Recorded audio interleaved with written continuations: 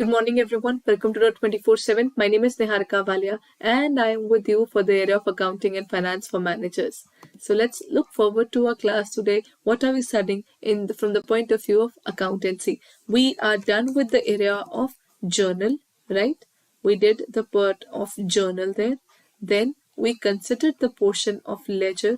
Today I'll be starting with another topic called trial balance, which is basically a statement which is prepared and which includes all the ledgers that we have prepared, and it is basically the compilation of all of them.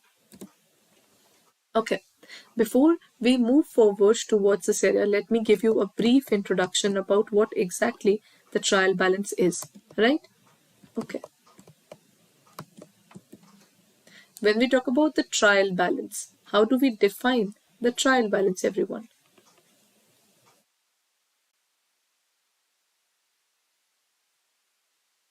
Trial balance is nothing but a statement. It's a statement where all the ledgers that we have made, it is basically a place where all the ledgers are compiled together. So what do we do exactly in terms of trial balance? The statements are prepared like this. We have particulars, then we have the ledger folio, whatever the serial number is given to that particular tabular form, and then we write the part of debit, and then we write credit. So all the elements are stated here, and here we specify the item that we are talking about. So all the items are stated here, and then we specify the debits as well as the credits accordingly. So in terms of the trial balance, it's basically a statement. A statement which includes all the real accounts, personal accounts, and then the nominal accounts. Right? So when we're talking about these classes, when we're talking about the statement, one of the basic things, okay, let me just compile it. Trial balance. It's a statement, not an account. It includes all the accounts, and it is basically a statement which includes all the debits and the credits in terms of the ledger. So basically, first of all, we prepare the journal, then we prepare the ledger, and then we prepare the trial balance.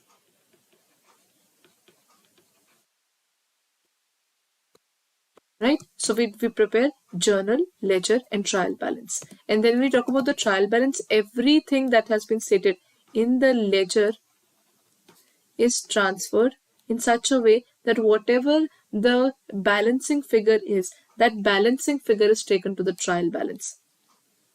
In terms of trial balance, how do we record the trial balance? If I talk about that particular format only, this is the format. This is ledger folio, debit, and credit. This starts with capital. Capital should be credited. The balance of capital ideally is on the credit side. Then we have liabilities. Liabilities are always shown on the credit side. And then we have incomes. Even in the trial balance, it would come on the credit side. It is prepared at the end of the year. And on the basis of trial balance, we prepare a specific account called profit and loss account, where we find whether the organization is making profits or facing losses. So we have these things together, and then we have the expenses. The nature of expenses is always debit, so here it would be debited. And then the assets, again on the debit side, and the drawings, again on the debit side. So these three are shown on the debit side, while these three are shown on the credit side. The nature is in such a case, what happens is the totals of debit side and credit side is given here.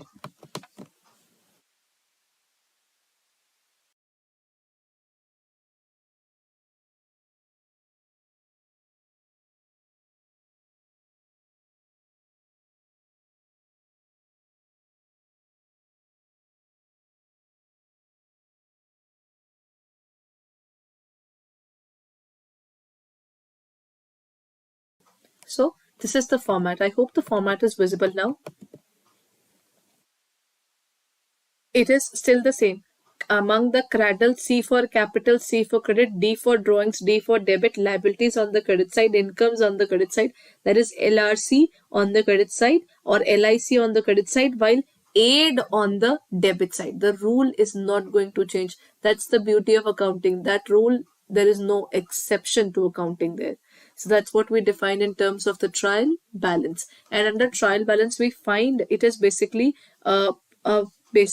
a checking of the arithmetical accuracy. Nothing else, but just the arithmetical accuracy of the books of accounts. That is arithmetical accuracy. It's not a conclusive proof that whatever we have done, it's all correct. Trial balance just checks the arithmetical accuracy. There are many errors which do not get detected in the trial balance. So we learn about those errors as well in our class today. So let's move on and study about those things. Okay. So when we prepare the trial balance, from the trial balance, we also prepare the financial statements. What is the main limitation of the analysis of the financial statements? If you prepare the financial statements, then we find that there are certain limitations. What are those limitations? Number one, it is affected by window dressing. If the organization is trying to exaggerate whatever they are dealing with, that is window dressing. When you try to beautify the things when you are showing it to someone else, but in actual it's not that way. So it is affected by the individual window dressing. And then we have the area of difficulty in forecasting. Whatever the forecasting that we're looking forward to, then there's a difficulty whether we can specify it or not. It does not reflect changes in the price level. It does not reflect the fact that whether the changes are there in the price level. There is a part of accountancy only. There are core limitations of accountancy, because we cannot record things at the changing prices, because it would be very much exhausting to note down the changing prices. Then it does not then all of these are basically the part of the analysis. These are limitations of the analysis of the financial statements, and even these are the limitations of accounting as well. So basically all of the above, such limitations are still there. Even if the entire accounting has developed a lot, it's still the same. Then, okay, here comes another terminology of accounting, which is called the operating expenses. What does the term operating expense include? All of the above of the options, or it says the office and admin expenses, selling and distribution expenses, or provision for doubtful debts. Basically, operating expenses refers to all those expenses which are incurred to keep the business running. So office and admin people are required. Think about it. If we do not have the people who maintains a salary account, what will happen? The salary is definitely not coming into our bank accounts if they don't look forward to it. So selling and distribution expenses and any provisions, these are all a part of it. The answer is all of the above. Right? Okay. Here comes the next question. This is regarding security premium. I think we'll wait. We'll be talking about the company's account. Then we'll come to this question. I'll be skipping up this question, but we'll come back to it. Till then, when bad position of the business is tried to be depicted as good, it is known as, now what is it called? The personal bias, the price level changes, the window dressing, or all of the above. Go ahead, specify the point.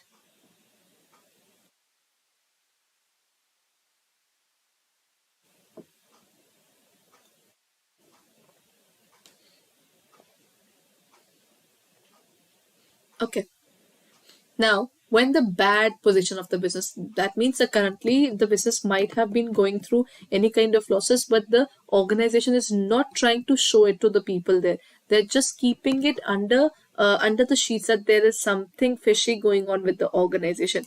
That particular manipulation is called window dressing. That is what I've just told you. When we talk about window dressing, think about it. There's a specific window through which you can see my house, and I just keep this window tidy. You don't know what I'm doing in my house. So that means in terms of window dressing, that's what the organization does. It keeps the best of its products, the best of its showing in terms of the organization where the people can see. The moment they enter inside, they realize there's nothing happening in the organization at all. It was just for the show to get the money from the investors. So that is also a part of the things that is happening in the businesses today. That is it. Window dressing. Next question. Outstanding wages appear in the trial balance will be recorded in the balance sheet, trading account, balance sheet and trading account, or none of the above. Once we prepare the trial balance, the next level is the balance sheet. First of all, what do we do here? In terms of accountancy, first of all, we record the journal, then we record the ledger, then we record the trial balance. And when we are recording trial balance, it's a statement. Now from the trial balance, we have got what are the expenses, what are the incomes, what is happening with one particular thing, what is happening with the other particular thing. What they do is they keep all the expenses and losses here.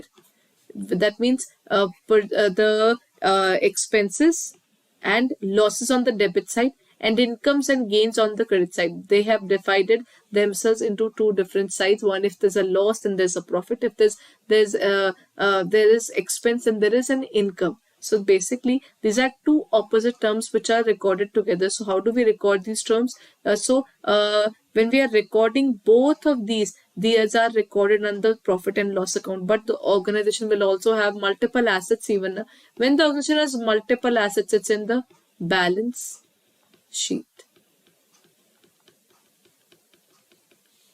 Right? So basically, all these assets and liabilities are stated in here. So the outstanding wages, where is it recorded?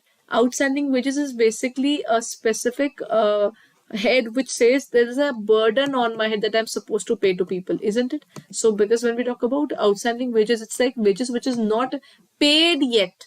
It is yet to be paid. So till the time it's not paid, it's a liability on my head. It should be noted in the area of the balance sheet. Right?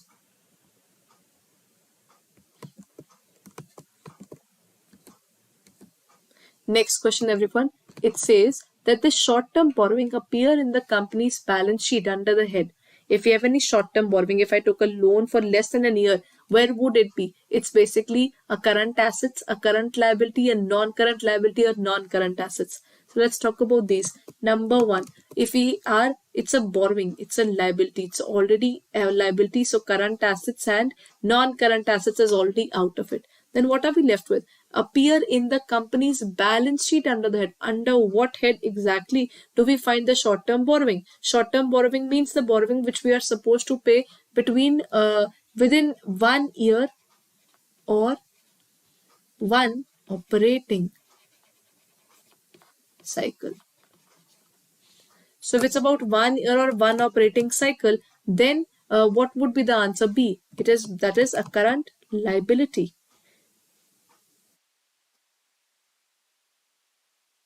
Right? Because you are supposed to pay to someone, not going to receive money from someone. You are supposed to pay money to someone. Right? Next point. Trial balance is not a part of double entry bookkeeping, only a working paper, or it is a statement, or all of the above. When we talk about the trial balance, there are certain books where you'll actually find that all of the above is correct. Why? Because the trial balance is not mandatory, but we prepare it for our ease in order to prepare the profit and loss account and the balance sheet. It's only a working paper. Currently, it is still a working paper because it does not really point out the errors which are happening. It's just going to be something that can help us to find out. But basically, it is not a conclusive proof that yes, whatever you have prepared is absolutely correct and it matches with it. So if the trial balance matches the entire detail is correct. It is not like that. So basically, it is something that might or it may or may not bring accuracy. So that is what we call as all of the above. Next question. The trial balance takes its balances from where does it take? From the ledger or then from the cash book, or both of the A and B, or none of the above?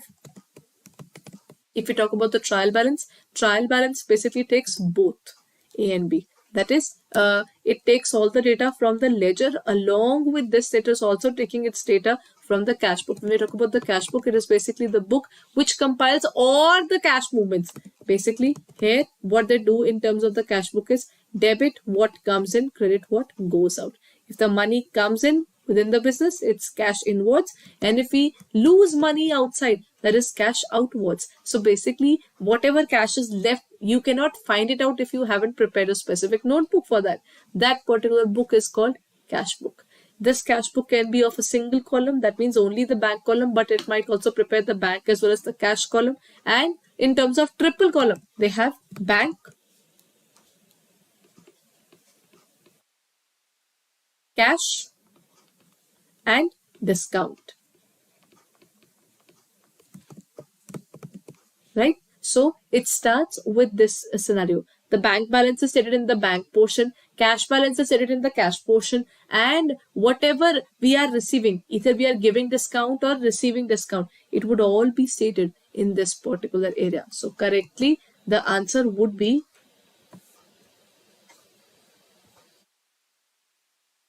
both A and B. Both are correct. Next question. The total of the debit balances and the credit balances. Debit is equal to credit. What is the reason behind it? Money, measurement concept, accounting period, dual aspect, or materiality concept?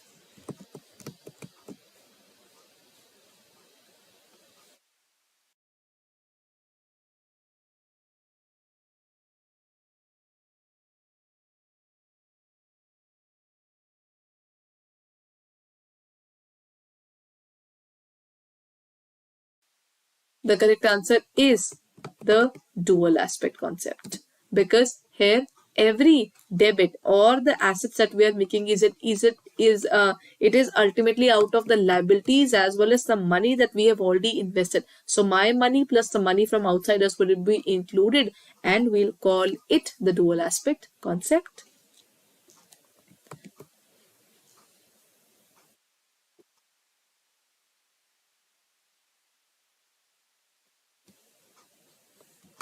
Let's look forward towards the last question for the day.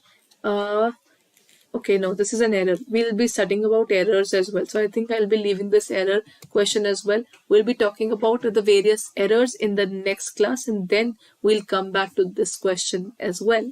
Till then, if you haven't looked forward to our JIB classes, then kindly hurry up and review it, because we have just started with our new batches. So you have enough information of the various topics that you will require for your preparation through our portal. So let's look forward to it. Just go on to the area of www.adda247, where you will find the JIB and CIB examination, and all the details of the examination are given here. If you look forward towards the JIB 2023, so these are the batches which are available. The JIB new target batch, that is also there, that's 7 a.m. to 10 p.m. and then we have also the bilingual batch going on as well. For the JIB examination, the target batches are also introduced there. So at the same time, if we are looking forward towards the basic examination, there's also the JIB prime test back is also there. You can purchase it, and all the assets would be all the tests and everything would be given to you as per the details there. So basically this is the JIB Mahapack. You can also take up the Mahapack. These are just the syllabus that we are covering. In terms of Mahapack, you are also getting MCQs, you are also getting video courses, you are also getting questions to study, and at the same time ebooks are open to you. So there are basically multiple things that if you take up this particular subscription, most of these things would be opened up for you. How do we look forward to it? Just go on to this particular area of the courses that which are available in our portal. And for the JIB examination, all you need to do is you can use the code Y5, 3 and 8, 541 and apply it. There, the value comes out to be of 4599.77. So that's what we talk about. So basically here, if you're looking forward towards a JIB examination, then kindly hurry up and join our classes as early as possible. Along with the JIB course that we are showing you, under this you get the test series and you also get the basic live classes as well. But what's the difference between this examination and the pro level? Under pro level, you are not only taught, but we are also providing you other benefits as well. Okay, this particular batch has only 200 hours of teaching. That means you are still left with MCQs. You are still left with the MCQs as well as the concepts revisions. We are dealing with the concepts revisions on a daily basis. So that means we are available from Monday to Saturday. So kindly go ahead and check out our website where you will find all the details of the same. So let's meet tomorrow, right, at 7:30 a.m. So hurry up.